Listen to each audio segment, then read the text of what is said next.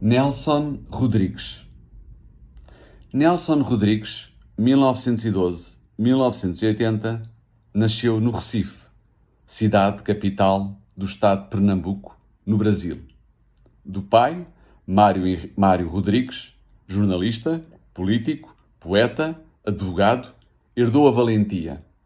Da mãe, Maria Esther, a firmeza. Foi batizado de Nelson em homenagem ao almirante inglês Lord Nelson, vencedor da Batalha de Trafalgar. Ao todo, Mário Rodrigues e Maria Esther tiveram 14 filhos. Nelson foi o quinto. Em 1916, tinha ele quase 4 anos, a família mudou-se para o Rio de Janeiro. Aos 8, no segundo ano da primária, escreveu uma história que deixou a professora Amália e todo o corpo docente da escola incrédulos. A história era mais ou menos esta. Um marido chega de surpresa em casa, entra no quarto, vê a mulher nua na cama e o vulto de um homem pulando pela janela e sumindo na madrugada. O marido pega uma faca e liquida a mulher. Depois ajoelha-se e pede perdão. Tão novo, e já lá estavam os dois temas a que o futuro escritor recorreria obsessivamente: o sexo e a morte. Nelson foi um menino precoce em tudo. Bem cedo, começou a interessar-se pela leitura, pelo futebol, pelo cinema e pela escrita, enchendo resmas e resmas de papel que não mostrava a ninguém. Aos 13 anos, convenceu o pai a admiti-lo como repórter no jornal que este dirigia, Jornal Amanhã. Começou como repórter policial, está aos 13 anos, noticiando crimes, sobretudo os que envolviam paixão ou vingança, pelos quais desenvolveu uma verdadeira fixação. Aos 14, tornou-se frequentador assíduo das prostitutas da rua Benedito Hipólito, no Mangue, uma das mais famosas zonas de prostituição do Rio de Janeiro. Aos 15, abandonou a escola, seduzido pelo ambiente da redação do jornal, para nunca mais lá voltar. Nelson era um melancólico, dado a depressões. Atormentava-se por paixonetas não correspondidas. Era um sedutor, um Dom Juan. Passava a vida apaixonado, saltando de rapariga em rapariga. No ano de 1929, sofreu um duro golpe: o assassinato do irmão, Roberto Rodrigues, em plena sede do jornal Crítica, propriedade da família. No ano seguinte, outros 2 golpes: a morte do pai, aos 45 anos de idade, e o encerramento do jornal familiar em virtude da Revolução de 1930, um golpe de Estado que destituiu o Presidente da República, Washington Luiz, e permitiu a ascensão de Getúlio Vargas ao governo do Brasil. Em virtude do sucedido, a família confrontou-se com graves dificuldades financeiras. Foi a derrocada. No ápice, perderam o jornal, que era a sua única fonte de rendimento. Ficaram completamente arruinados. Os anos seguintes seriam duros. Mudaram diversas vezes de casa, uma pior que a outra. Passaram dificuldades económicas, tiveram de se privar de muitos hábitos. Passaram fome, a tal ponto que em 1934 foi-lhe diagnosticada tuberculose. De abril de 1934 a junho de 1935, durante 14 meses, Nelson esteve internado num sanatório em Campos de Jordão. Findo esse tempo, voltou para casa, porém não se livraria da doença tão depressa. A tuberculose atormentou-o durante 15 anos, até 1949, tendo sido submetido a vários tratamentos e internamentos. Todavia, apesar de todos os reveses, os irmãos Rodrigues lá se foram empregando em jornais, para a subsistência da família. Aos 27 anos, Nelson casou com Elsa Bretanha, secretária do jornal O Globo, onde trabalhavam. Mas Nelson sempre foi um adúltero. Traiu a esposa diversas vezes durante o matrimónio, mantendo outros casos com outras mulheres, casos mais ou menos prolongados. De uma delas, chamada Yolanda, chegou a ter 3 filhos ilegítimos. O escritor era um mulherengo. Precisava viver num permanente estado de paixão. Toda a sua vida foi um caleidoscópio de amores. Alguns meses depois do casamento, como sequela da tuberculose, Nelson teve uma infecção ocular que acabou por fazê-lo perder 30% da visão para sempre. No entanto, recusou-se determinantemente a usar óculos. Não queria ser tratado como o caixa de óculos. Em meados de 1941, escreveu a sua primeira peça de teatro, A Mulher Sem Pecado. Nesse mesmo ano, nasceu o seu primeiro filho, a quem pôs o nome de Joffre, em homenagem ao seu irmão vitimado pela tuberculose, e descobriu que tinha uma úlcera no duodeno, que o atormentaria até ao fim dos seus dias. Seria, porém, em 1943, com a peça Vestido de Noiva, que Nelson atingiria o estrelato, sendo unanimemente considerado um dramaturgo com descomunal talento. Nessa época, Nelson escrevia para o Globo Juvenil de Roberto Marinho e ganhava pouco pelo seu trabalho. Do dinheiro que oferia, uma parte era entregue à mãe para o sustento desta e das irmãs mais novas, e outra era administrada pela mulher. Nelson vivia muito contido financeiramente, de tal modo que era visto pelos colegas e amigos como um unha de fome. Foi então convidado para o cargo de diretor de 2 revistas, O Guri e Detetive, propriedade de Assis Chateaubriand.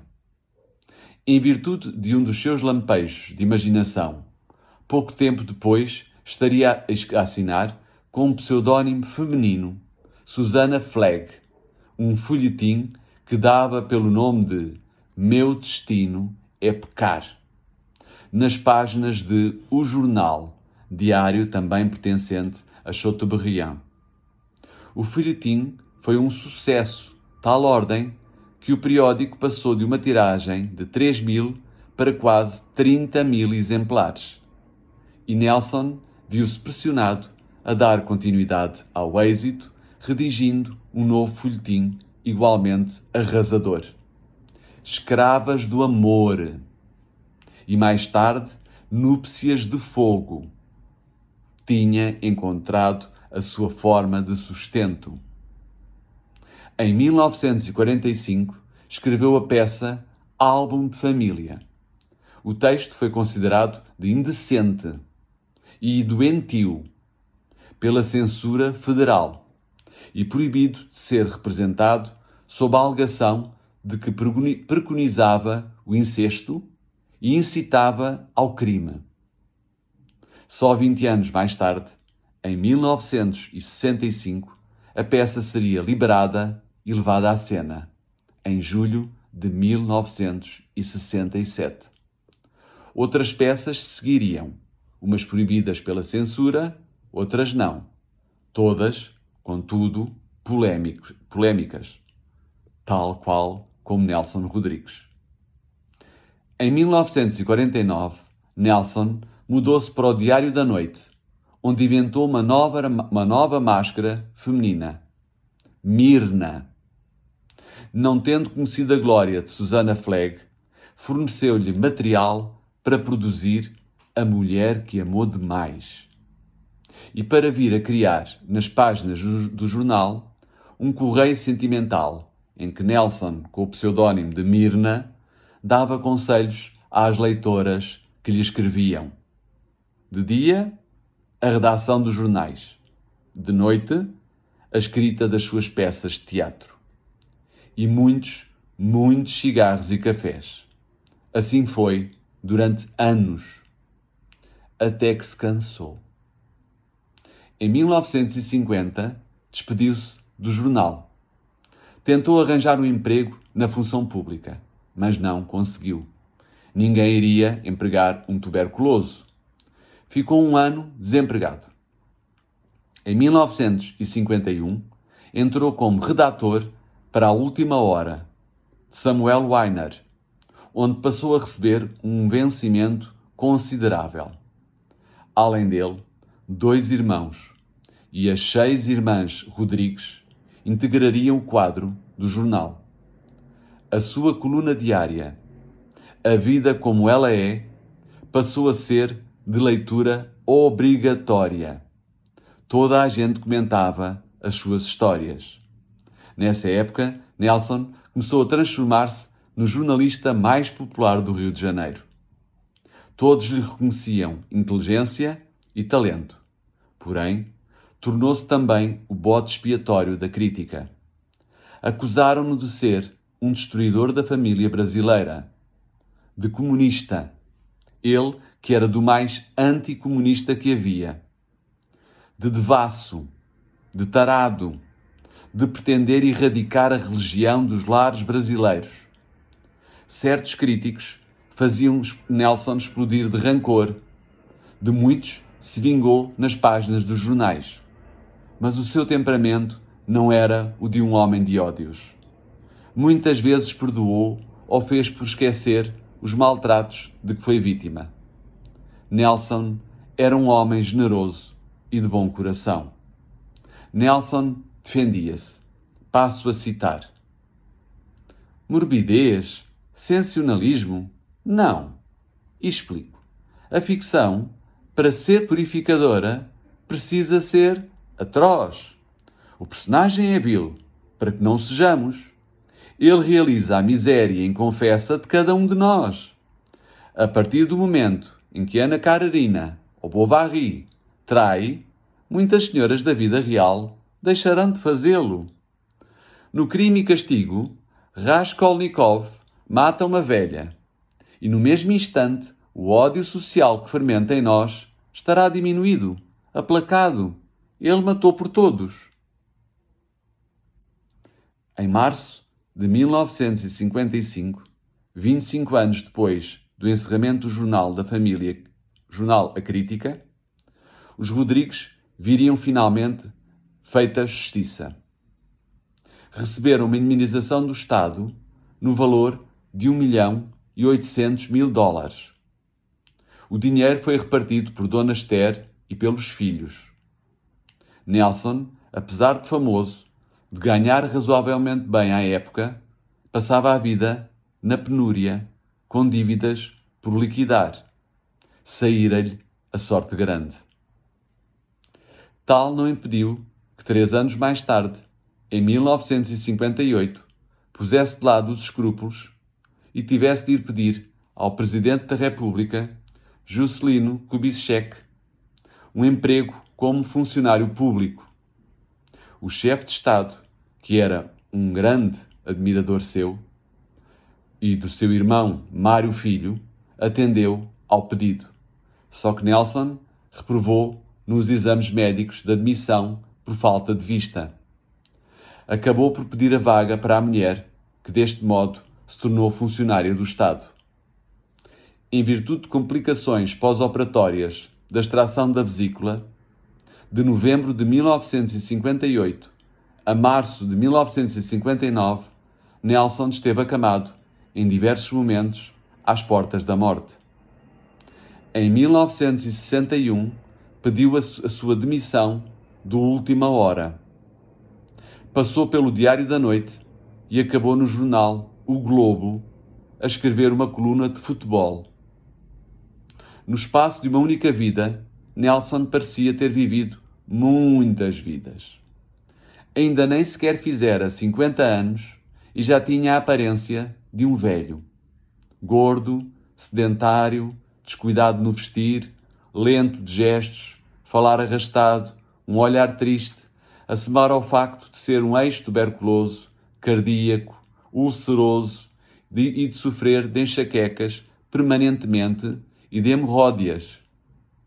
Apesar disso, Nelson possuía uma capacidade incrível para atrair as mulheres. Foi o caso de Lúcia, uma jovem linda de 25 anos, casada, descendente de uma família rica, conceituadíssima. Por causa dessa paixão, Nelson deixou Elsa e os 2 filhos e foi viver com Lúcia, que entretanto se divorciaria do marido.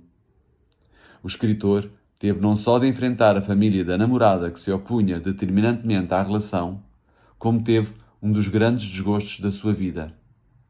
Lúcia, a nova mulher, ficou grávida e deu à luz uma menina de nome Daniela, cheia de problemas de saúde. A menina sem estrela, título de um livro de Nelson. A criança sofrera uma paralisia cerebral durante o parto, que lhe traria inúmeras complicações para toda a vida. Entre elas, não iria conseguir andar, seria muda e irreversivelmente cega. Esta grande tragédia uniria Nelson e Lúcia, e ele diria várias vezes que os 2 haviam fundado a sua solidão. Incrível como a realidade consegue ser ainda mais dramática e rocambolesca do que aquela que ele punha no papel. Entretanto, nessa época, Nelson não só começou a vestir melhor, a cuidar da apresentação por influência de Lúcia, como se tornou uma celebridade na televisão como um dos comentadores de um programa desportivo. Para o facto de se ter tornado uma celebridade, contribuiu também à adaptação para cinema, umas com sucesso, outras nem por isso, de muitas das suas peças de teatro, ao todo 20, e terem passado na TV Rio 3 novelas da sua autoria. Nelson alcançaria um currículo impressionante com uma produção a todos os níveis espantosa. Desde os 15 anos de idade, fizera reportagem de polícia, futebol, crítica, crónica, conto, folhetim, até mesmo correio sentimental. Trabalhara em inúmeros jornais e revistas, muitos dos mais conceituados. Era autor de quase uma vintena de peças teatrais, um dos grandes inventores do teatro brasileiro moderno. Era autor de romances, filmes e novelas de TV. Era obra. 8 anos depois de ter conhecido Lúcia, separaram-se. Alguns dias depois, Nelson já estaria a viver com outra mulher, Maria Helena, Heleninha, como era tratada, de 22 anos, 35 anos a menos do que Nelson. Ela, Helena, era sua assistente no jornal. Nesse período, a saúde de Nelson deteriorava-se dia para dia. A velha úlcera, o coração, tudo acusava desgaste. Foi operado diversas vezes. Esteve internado, quase a morrer. Não morreu por um triz, porém ficou muito debilitado. Nelson, que durante anos carregou a fama de tarado, maldito, revolucionário, agora no final da vida era considerado um moralista, conservador, reacionário. Foi perseguido pela direita, pela esquerda, pela censura, pelos críticos, por católicos, por muitos que viam nele a encarnação do mal e que o queriam aniquilar. Raramente se ouviu, em sua defesa, uma voz da classe intelectual, progressista ou conservadora. Entretanto, o filho mais novo, Nelsinho, que entrara num grupo clandestino, atuando na luta armada contra a ditadura militar, um regime que Nelson Rodrigues apoiava e defendia, em 1972 acabou sendo preso. Na época, o Brasil era governado pelo general Emílio Médici. Em 1979, Nelson escreveu uma carta aberta, um lancinante apelo, publicado no Jornal do Brasil dirigido ao então Presidente da República, João Batista Figueiredo, pedindo amnistia para o filho e para os outros presos políticos nas mesmas condições. Depois de Helena, outras mulheres passariam pela sua vida: Malu, Carolina e Ana Lúcia. Mas nos últimos anos de existência, acabou por voltar a viver com a primeira mulher, Elsa, desculpem. E esta acabou por recebê-lo como se tivesse estado sempre à sua espera.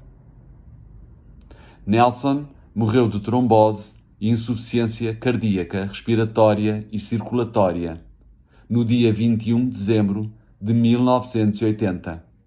Tinha 68 anos. 2 meses depois do seu falecimento, Elsa cumpriu o pedido do marido de, ainda em vida, gravar o seu nome ao lado do dele na lápide, sob a inscrição: Unidos para além da vida e da morte. É só. Obrigado. E já sabe, se gostou deste vídeo, coloque um gosto e partilhe com os seus amigos. Até já.